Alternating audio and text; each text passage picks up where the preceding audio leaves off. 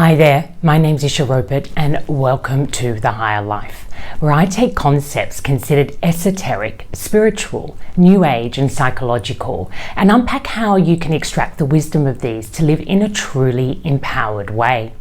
And in today's episode, I want to dig deep into a very specific form of fatigue that I believe we're feeling out in the collective. And it's why this kind of trajectory, claiming back your personal power, to cultivate this inner resilience that we have, to meet life with a certain tenderness, gentleness, and willingness to truly understand what is going on. I mean, there is so much anxiety out there on the global stage, and if you speak to most people, they're experiencing that in their personal lives. I know I am.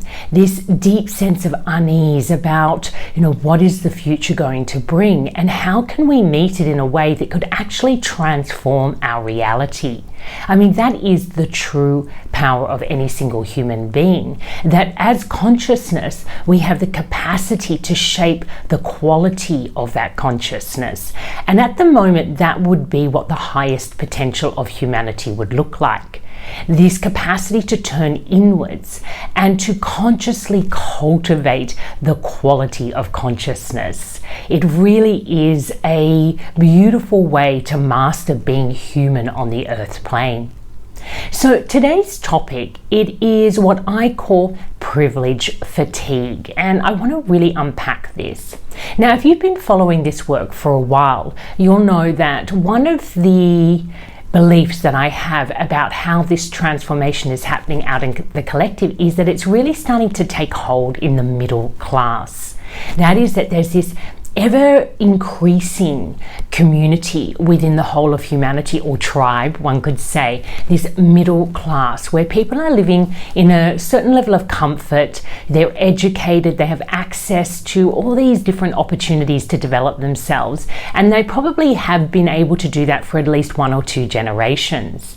And therefore they've had first-hand experience, like I have, of how effective comfort, wealth, abundance and opportunity really is in generating the type of sustainable fulfillment every human being is craving.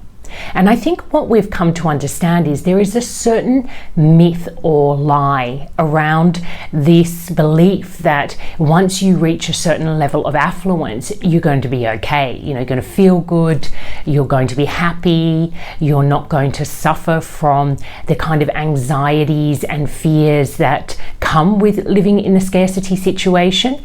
But what we've actually found is that there is this hidden uneasiness, this hidden realm, let's call it the emotional sensory realm, in which that part of the human experience hasn't really been faced with the same sort of tenacity as the quality of our conditions. So over, centuries, we have excelled at really improving the quality of our lives, the conditions that we're living in. However, there are many parts of humanity that have not yet had access to this sort of stability and affluence. And it really is a task for humanity to create a level of balance or equality in which all of humanity gets the opportunity to have that mid-level or base level affluence. But if you've been in the middle class for a while, what you started to understand is that there is this psychological and emotional void that comes with only living as a person who seeks to qualify their life through their lifestyle. I call this privilege fatigue. It's when we've become so tired of living the lie. So tired of living in denial about what's really going on. These symptoms that I've spoken to many times, the environmental degradation, it's clear to most people, sensible people who can reflect on what's going on around them, that the environment is really under pressure. The way that we are using and abusing energy to constantly be active and create and up our lifestyles is actually having a very negative effect on those very natural conditions that human beings need to operate in. So we have the environmental degradation. We have this huge cultural dislocation, which makes identifying with your tribe almost impossible. There are so many layers of identity these days that it becomes really challenging if you want to have what we call identity politics. That is, that you're claiming your rights through belonging to a particular tribe. Now, that tribe may be religious, it may be cultural, it may be sexually orientated, it may be, politically orientated or ideological, but it's when you believe that who you are is defined by the tribe that you belong to, and you use your agency from that self, that you are over-identified with this tribal mindset. And that is, of course, a very natural way to be, because humanity was born into a tribal mindset. That's the beginning point. Just as we are born into a family system, and that family system creates our identity. Now, of course, we do have an authentic self, a natural self, but often we don't really get a really strong sense of who that is, because immediately, as soon as we enter into that system, our self is being shaped by the beliefs, the cultural and karmic legacies of that system. And I've spoken to that many times here at the Higher Life. So what I'm really speaking to here is there's a certain amount of fatigue that comes from operating in this really misaligned way. So now we can't really identify with the tribe, so our energy feels very displaced. We don't really know who we are. We don't know how to effectively use agency, and we get very caught in these polarized ways of trying to transform our world for the better. There's still this belief that there is a good person and a bad person, a victim and a perpetrator, and we really are starting to move out of that duality, because it's just not serving the human evolution, especially if we recognize that the movement is from a tribal mindset to unity consciousness. And what is the real catalyst for more and more people wanting to make that transition?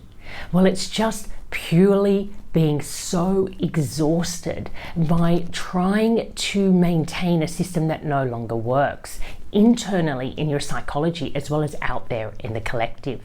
And then we have the spiritual malnourishment, the fact that we are so focused on progress and activity and defining ourselves through these very fragile and limited ways of being a self, that ego self, that, we're basically so deprived of genuine communion, intimacy. We don't look after ourselves in the way that we should be. We don't sleep properly. We don't align with the natural cycles of the day, of the week, of the month, of the seasons. And we are suffering physically. We are suffering mentally and emotionally. I call this psychosomatic despair. Our systems are in this psychosomatic crisis where we're just feeling it in every aspect of our being. And that really brings up this privilege fatigue, where you've been in this role where there seems to be all this opportunity and untapped potential to fulfill, but you just feel tired trying to make it happen. And I know that I have lived that in a very visceral way in my own life over the last 20 years, but it's a very complicated area, because when you get into any type of open discussion about being part of a privileged tribe within humanity, you can get very uncomfortable about talking about these losses and grieving and this inability to truly feel well in yourself and fulfilled and happy. Because if you're like me, you look out into the world and you think, wow, there are so many people who are really suffering. How can I be suffering when I have so much to be grateful for? And that leaves us in a very uncomfortable space. Well, what we don't really recognize is humanity is one large relationship system. We are interconnected. We feel each other's suffering.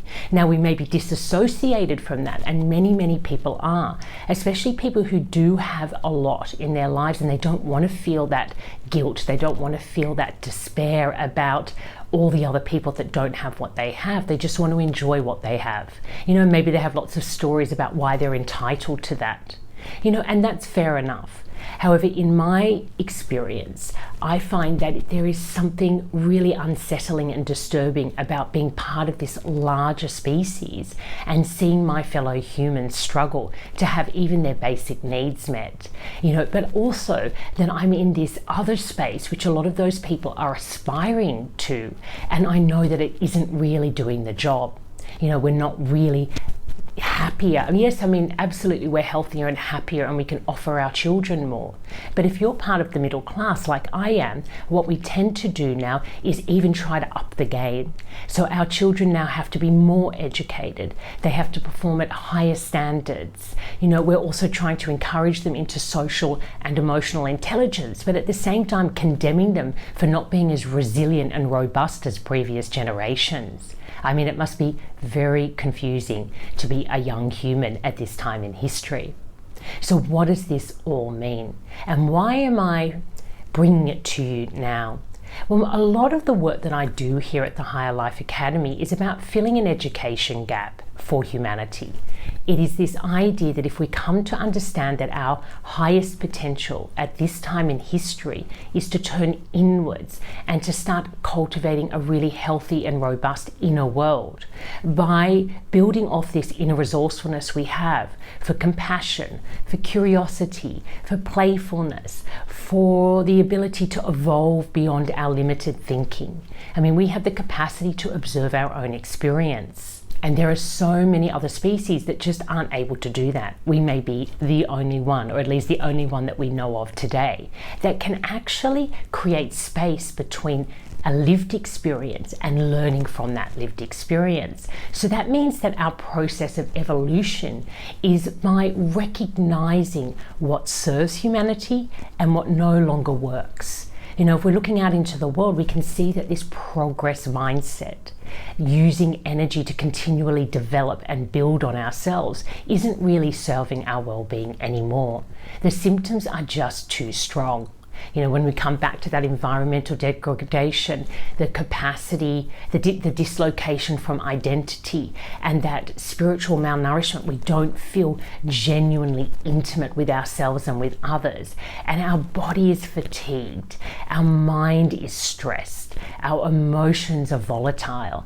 We really feel that this reactivity in our system isn't healthy. So we have to find a new realm to occupy. And we can only do that when we start to shape consciousness in a higher vibration. And how that happens is when we recognize the truth in our situation. And in the middle class, that involves waking up, out of this denial around what is really going on out in the world, what our role is. We really do need to answer that call to empower our lives from the inside out, to know that every time we step inside our internal world and start doing the real work of liberating ourselves from our tribal conditioning, we're actually serving collective well-being and part of a larger unfolding that's already underway, a global renewal, where we will evolve out of that tribal mindset and start to live in this unity consciousness. Now, I'm not going to be able to tell you what that's going to look like or feel like even. I don't know. It's an unknown. But I do know and can recognize in my life that privilege fatigue is escalating. It really asks us to step out of this very limited way of viewing the underprivileged and the privileged and start to understand that we are all part of this unfolding and that fatigue is happening at every level of humanity. And what it's really asking us is to own our particular story within that whole unfolding. So I can wake up in my ordinary daily life and say, yes, it is beautiful to have comfort and stability and safety, and for my children and me to have access to good medical care, education, to explore our lives in a way that give us more agency and a healthy form of agency. And the way I see that being achieved is by actually stepping away from seeking more out in the world and letting people who don't have access to those opportunities start to have more access, while I turn inwards and start cultivating that inner resourcefulness I have to live as a truly empowered being. So privilege fatigue, it's something I'm going to explore more over the coming months. I just wanted to introduce it as a concept today. But if you'd like to explore this in a more personal way, absolutely head over to Higherlife Academy. I run some masterclasses there to really empower your life. Or you can have a look at the podcast, The Pearl Effect. I have been walking people through this process of personal transformation in a really technical way, but also deep diving into some of these concepts that are really an integral part of the process. So Higherlife Academy, if you're looking for your own personal transformation, you'd like that education, walking through those 3 steps of claiming back your authenticity, healing your emotional legacy or family legacy, that emotional freedom that we're all seeking, and finally that spiritual calling to fulfill our creative potential. And it's such an exciting path to be on. I'd be so happy if more people would join me along it. So again, if you're part of the middle class and you're feeling extremely fatigued, exhausted, uneasy, high levels of anxiety, consider, are you actually suffering from privilege fatigue? This denial about what's really going on, and start to speak up a little bit more about the limitations of thinking that comfort, that progress, that achievement and status and having more, that accolades is actually really a genuine source of fulfillment. I think that most people who've gone down that pathway know that it can offer some aspects of fulfillment, but it definitely isn't that core stability, that core sustainable source of fulfillment we're all seeking. So I hope this has been helpful. Again, head over to Higherlife if you'd like to know more, or reach out to me directly. But until next time, take care and love life.